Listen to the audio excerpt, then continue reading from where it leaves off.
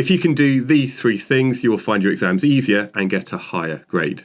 In this video, I'm going to condense my experience into a simple structure that I would follow if I was doing exams this year. And I've sat many exams in my lifetime, including getting 4 A's at A Level, when A stars didn't exist, and also getting a first-class master's at university. So step 1 in the process is having your exam timetable. This is the fixed deadline that you're going to be working towards.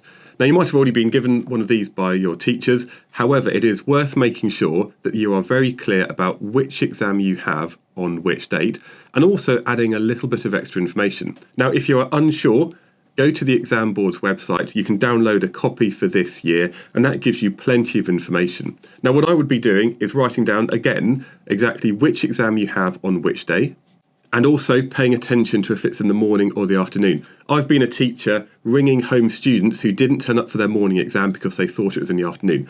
Make sure you're clear on that. The other thing you need to have is also the structure of that particular paper. How long is it? How many marks are available? And which topics are going to be coming up? So now you know what you're aiming for. It's on to step 2. Step 2 is about using the specification.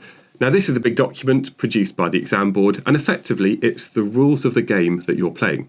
Now, really, the document is designed for teachers, but as a student, you need to be familiar with it as well. So once you've downloaded the correct specification for the course that you're taking, you need to look at the subject content. Now, just by reading this alone, that is not going to guarantee you the high marks, but you need to be aware of the type of topics that are going to be coming up in the exams. And also, this is going to be reminding you about the work that you've already carried out in school. And I would say that if you've got some kind of pen or a pencil, what you can do is you can tick off as you read each of these sections, and also maybe identify areas that you're not so happy with. And that's work that you can spend a bit more time focusing on when it comes on to step 3. So step 3 is, unsurprisingly, past papers. Ultimately, you're going to be assessed solely on your ability to answer questions under exam conditions, and the best way to get good at that is to do as many past paper questions as possible.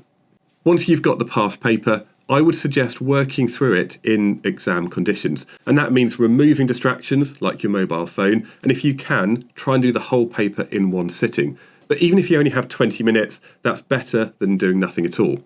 So when you do the past paper, again, you can do them digitally, and I think that's a great way to save paper, but ultimately you can't replace the feel of writing on paper. So as it comes to actually your final past papers, if you can print them out on paper, if you can access this at school or at home, that is the ideal scenario.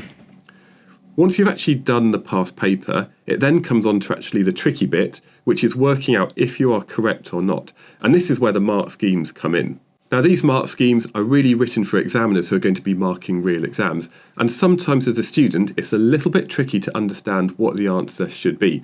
So if there's anything you're not sure about, make sure you identify it in the mark scheme, and then maybe take that to your teacher to ask for that individual help.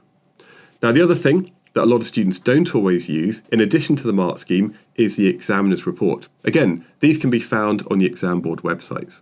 Now, these are really detailed, long documents, but what they do is they look at all of the students who did that past paper and identify areas where students did really well, and also areas of weakness and where they could improve.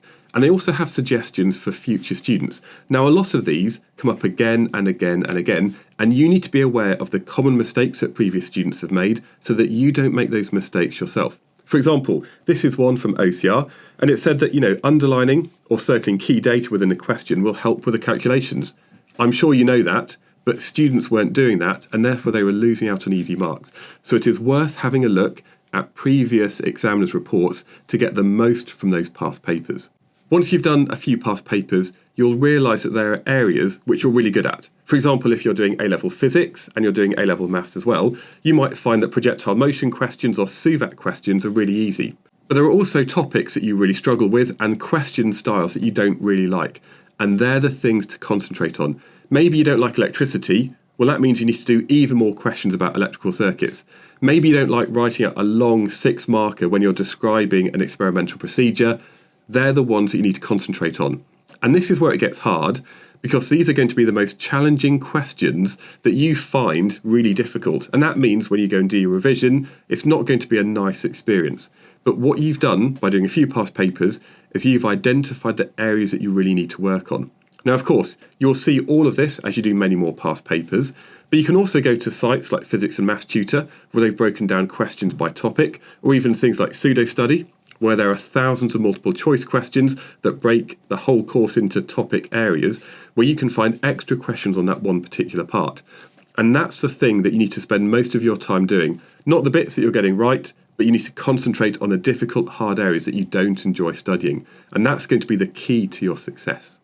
Now, ultimately, the more past papers you do, the better your exam technique is going to become, and you will find strategies that work for you. Perhaps you read through the whole paper first, and then you go and just do the easy questions so you get the easy marks, and maybe you leave the multiple choice questions until the end so you don't spend too long on those.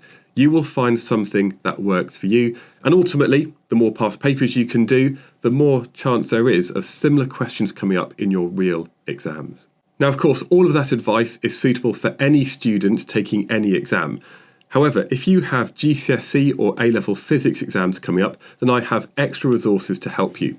Over at GCSEphysicsonline.com, I have hundreds of additional videos that you can't find on YouTube, and I also have free downloadable resources, including this AQA revision guide for GCSE physics.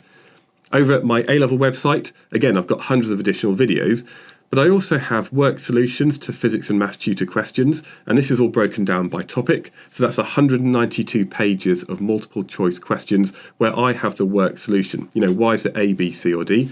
I also have practice papers for Unit 3A for AQA A Level that, again, you can download those to practice probably one of the hardest papers in A Level physics. So have a look on the website. And of course, if you have got to this point in the video, I really hope that some of this advice has been useful for you. Maybe consider giving the video a like so we can share it with as many people as possible on YouTube. And also consider subscribing so you stay updated with any live streams I'm doing or any exam advice that's going to help you get those extra few marks in your exams this year.